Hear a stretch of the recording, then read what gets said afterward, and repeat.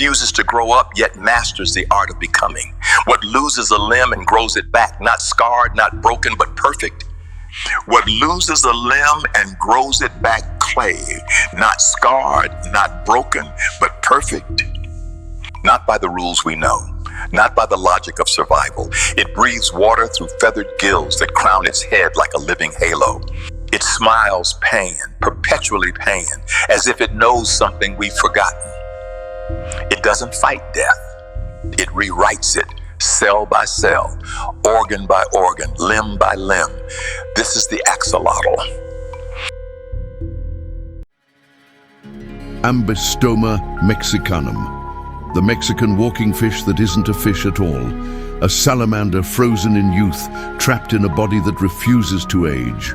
And in its DNA, in the quiet machinery of its cells, lies a question that echoes through biology, through medicine, through theology itself. What if healing was written into creation from the very beginning? In the ancient language of the Aztecs, its name meant water dog, axolotl. But to those who worshipped in the shadow of Tenochtitlan, it was more than that. It was sacred.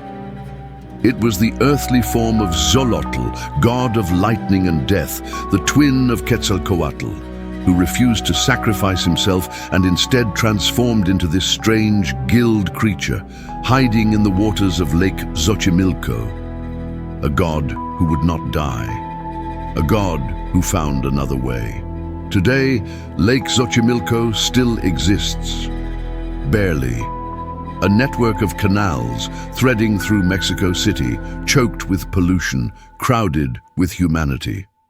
The wild axolotl population has dwindled to near extinction. Fewer than 1,000 remain in their ancestral waters, but in laboratories across the world, they thrive. Because scientists discovered what the Aztecs intuited, this creature carries a secret. Watch an axolotl lose a leg, not to predation, but to careful, controlled injury. Within hours, the wound doesn't just close, it transforms. Cells migrate to the site, not as scar tissue, but as something else. A mass called a blastema begins to form, an echo of embryonic tissue, a memory of what was. And then, over weeks, the limb returns. Not almost, not close, perfect. Every bone, every muscle, every nerve, every blood vessel reconstructed in the exact configuration it held before. The axolotl can regenerate its limbs, its spinal cord, its heart, even portions of its brain. It can do this dozens of times throughout its life without degradation, without loss of function.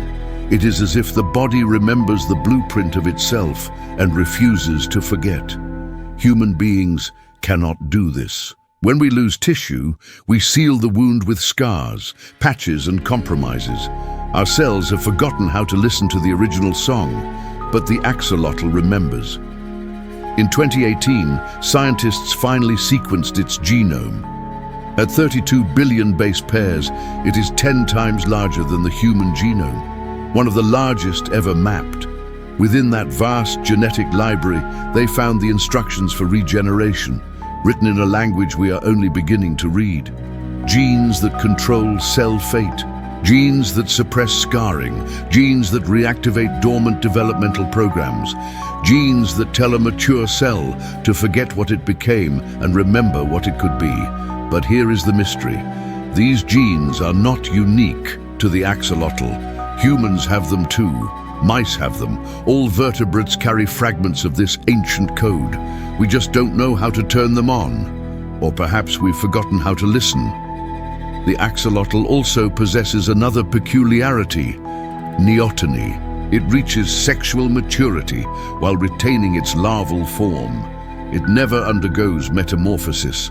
It never crawls onto land, never sheds its gills, never becomes the terrestrial salamander it was supposed to be. It remains perpetually in a state of becoming. Scientists can force metamorphosis with hormones, with iodine or thyroid supplements, and when they do, the axolotl transforms. Its gills dissolve, its skin thickens, it loses its smile, loses its crown, loses its ability to regenerate. It becomes ordinary. It becomes like us. There is something haunting in that transformation, something that whispers of a choice made long ago, written into the body itself. Remain vulnerable, remain soft, remain open, and in return, remain capable of miracles, or grow hard, grow armored, grow safe, and lose the ability to heal. The axolotl has been studied for over 150 years. It has become one of the most important model organisms in regenerative biology. Researchers hope that by understanding how it regrows limbs, we might one day coax human tissue to do the same. Imagine a world where spinal injuries heal completely, where heart attacks don't leave permanent damage, where lost fingers regrow, where the body remembers its own wholeness and reaches back toward it. That world exists already, at the bottom of a murky canal in Mexico City. We're just trying to translate the message. But there is something else here, something harder to quantify. When you watch an axolotl drift through the water, there is a gentleness to it, a kind of patience. It doesn't hunt with aggression. It doesn't flee with panic.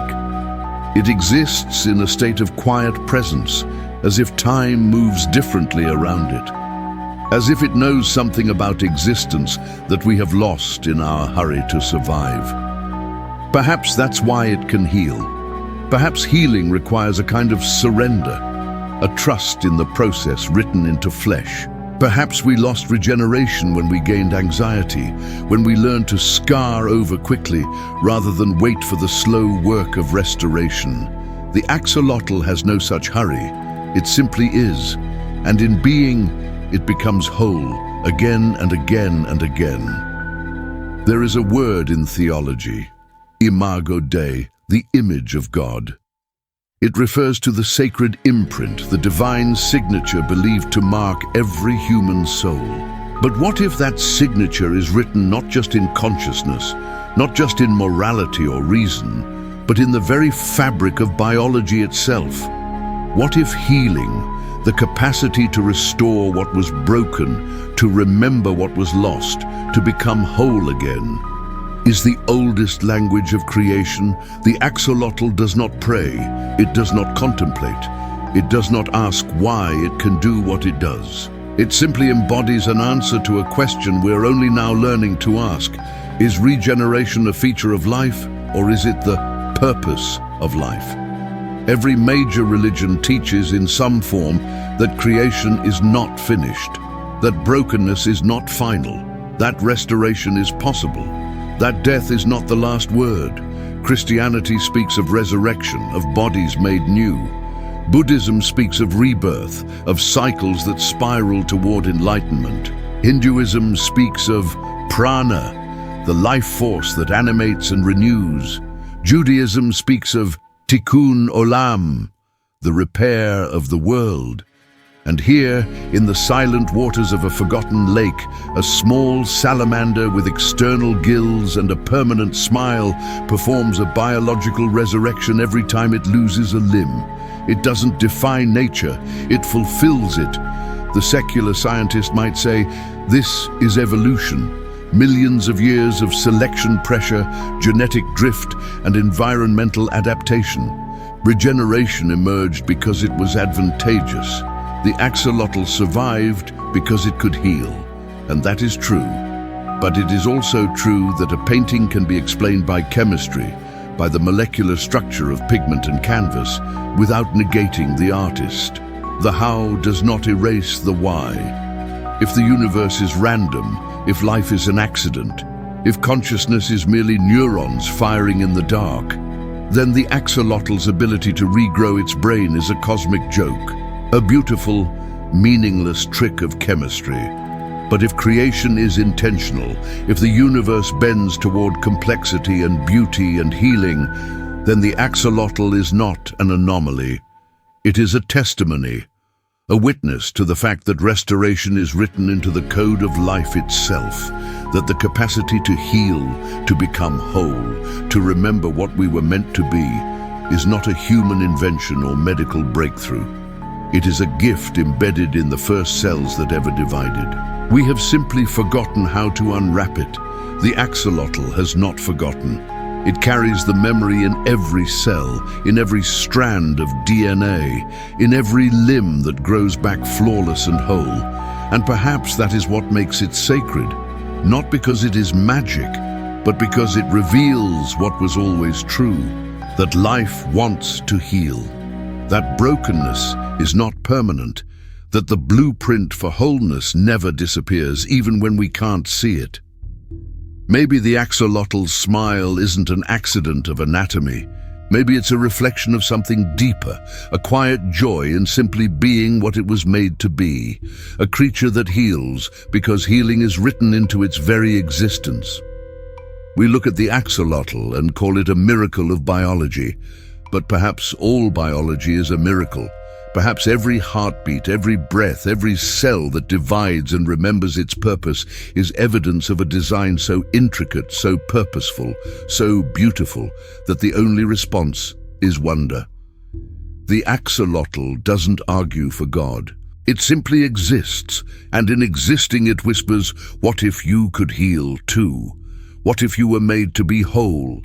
What if brokenness was never the end of your story?" The answer might be hiding in the water, grinning softly, waiting for us to remember.